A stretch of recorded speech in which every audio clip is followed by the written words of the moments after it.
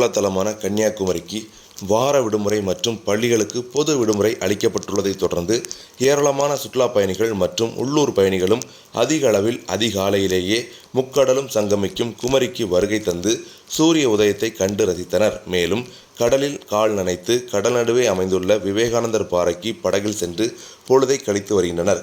சர்வதேச சுற்றுலாத்தலமான கன்னியாகுமரியில் கடல் நடுவே அமைந்துள்ள விவேகானந்தர் நினைவு மண்டபம், 133 அடி உயரமுள்ள ஐயன் வள்ளுவரின் வானுயர்ந்த சிலை மற்றும் கடலில் இருந்து சூரிய உதய காட்சி, கடலில் சூரியன் மறையும் காட்சி ஆகியவையை காண வெளிநாடுகளிலிருந்தும் வெளி மாநிலங்கள் வெளி ஊர்களிலிருந்தும் தினசரி ஆயிரக்கணக்கான சுற்றுலா பயணிகள் வந்து செல்வர்.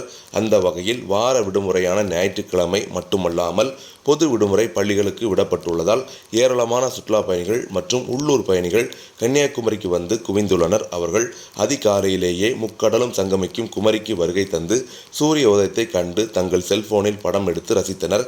மேலும் கடலில் இறங்கி கால் நனைத்து குடும்பத்துடன் விளையாடி மகிழ்ந்தனர். அதேபோன்று கடல் நடுவே அமைந்துள்ள விவேகானந்தர் நினைவு பாறைக்கு செல்ல பூம்புகார் கப்பல் போக்குவரத்து கழகம் சார்பில் படகு சவாரி அமைக்கப்பட்டுள்ளது. அங்கே நீண்ட வரிசையில் காத்திருந்து படகில் சென்று பொழுதை கழித்து வருகின்றனர்.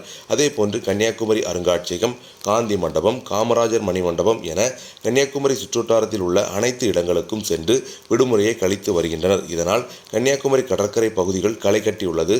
வியாபாரிகளும் மகிழ்ச்சி அடைந்துள்ளனர்.